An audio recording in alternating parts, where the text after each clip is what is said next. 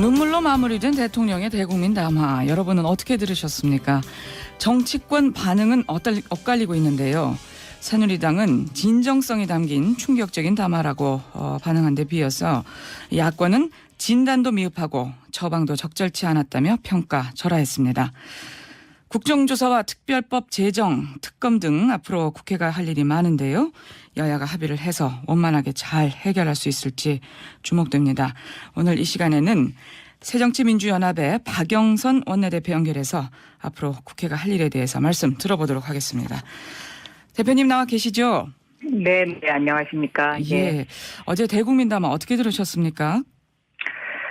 네, 모든 국민이 대통령께서 담화에 어떤 내용이 담겨질까 기다렸고요. 또 대통령의 눈물도 봤습니다.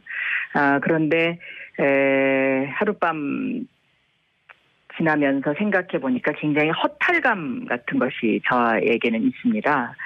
아직도 대통령께서 국민들의 마음, 국민들의 바람이 무엇인지를 모르시는구나. 또 실종자 가족과 유가족들의 진정한 바람이 무엇인지를 아직 정확하게 파악하지 못하고 계신 것 아닌가 하는 데서 오는 그런 허탈감 같은 것이 지금 오늘 아침에 굉장히 심하게 느껴지고 있습니다. 그렇군요. 네. 진정한 국민의 바람은 무엇일까요? 진정한 국민의 바람은 첫 번째로는 진상조사를 철저히 해서 다시는 이런 일이 일어나지 않도록 하자는 것일 겁니다. 그런데 어제 대통령 담화에는 진상조사에 대한 철저한 의지 표명이 좀 미흡했다고 생각이 됩니다. 그리고 두 번째는 그 실종자 가족들과 유가족들이 그 마지막 한 사람까지 그 끝까지 함께하고 끝까지 찾아주기를 바라는 그러한 애절한 마음이 지금 그 팽목항과 안산에 팽배해 있는데 여기에 대한 언급이 단 한 줄도 없었다는 것은 굉장히 좀 저도 마음이 뭐랄까요, 참 정말 씁쓸하고 안타깝습니다. 예. 그리고 세 번째는 새누리당이 충격적이다라는 그런 반응을 보이지 않았습니까? 예. 다시 말하면은 이번 해법을 충격요법에서 찾는 것이죠. 그러니까 해경 해체라는 충격요법에서 대통령께서 이 방법을 찾으셨지만 해경 해체의 충격요법은 당장은 그럴 수 있다라고 될지 모르지만 이것은 본질이 아니라고 생각합니다. 그래서 이런 충격요법 자체가 청와대의 그 밀실에서 이루어졌다는 점에 대해서 저는 이것이 굉장히 문제점이 있다라고 보고 있는 것이죠. 이 박근혜 대통령 정권의 가장 큰 문제점이 이 받아쓰기 강요라고 지적하고 있지 않습니까? 그런데 이런 그 해경 해체라든가 정부조직법을 개편해야 되는 이런 상황에서 국회마저 받아쓰기 국회가 될 수는 없는 것이죠. 그러니까 예를 들면 2년 전에 정부조직법을 개편할 때 행전안전부를 안전행정부로 바꾸겠다라고 대통령께서 굉장히 고집을 하셨습니다. 그래서 그 순서만 바꾸면 대한민국의 안전이 지켜질 것처럼 했고 그때 야당이 그렇게 이름을 바꾸는 것이 과연 무슨 의미가 있겠느냐. 이름 바꾸는데 들어가는 예산만 들어가는 것 아니냐는 그런 지적을 했었는데 결국 그렇게 일시적이고 졸속적인 어떤 정부조직 개편의 그 실상을 이번 세월호 참사에서 저희가 보고 있는 것입니다. 그래서 이런 해경 해체 등 그 정부조직 개편과 관련된 방법의 이런 그 대안 제시는 이것은 밀실에서 해야 될 것이 아니라 이것은 전문가 그리고 여야가 다 머리를 맞대고 좀 더 광범위한 방법으로 이것을 해야 되지 않겠는가 이렇게 생각이 되는 것이죠. 네. 좀 세 가지 문제점을 지적을 해주셨는데 아쉬운 점을 일단 충격요법에 대해서는 절차상으로 좀 더 충격요법에 지나지 않는다. 또 절차상으로 좀 그 광범위한 여론 수정 과정을 거쳤으면 좋지 않았을까 하는 점을 지적을 해 주셨네요. 그러면요.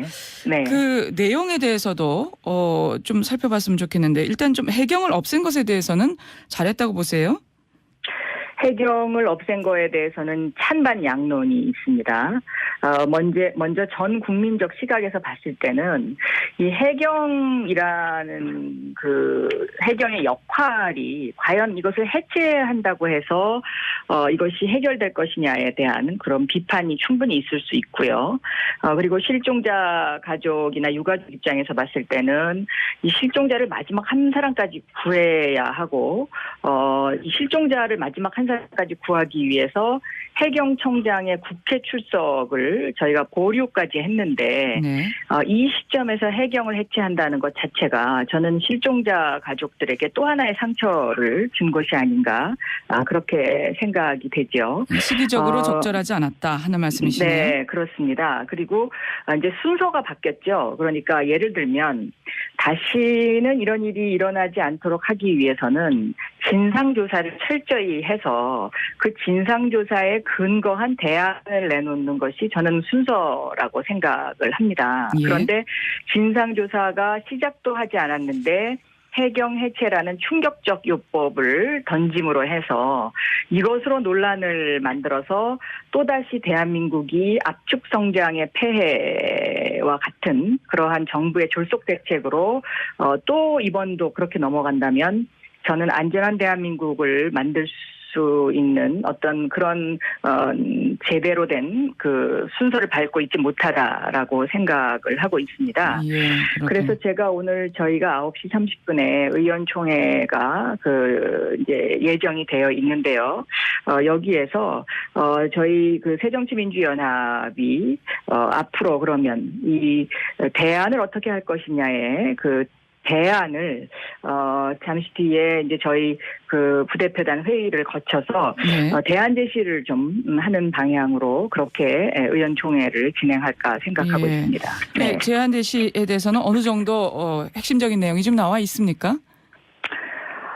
오늘 아침에 이제 저희가 회의를 통해서요. 예. 그것을 이제 이따가 9시 30분에 제가 좀 이제 그 의원님들의 의견을 수렴해서 그것을 얘기를 하려고 하는데요. 예. 그 대안 제시의 핵심은 예. 새정치민주연합이 이걸 뭐 이렇게 하자 저렇게 하자 이런 거라기보다는요. 예.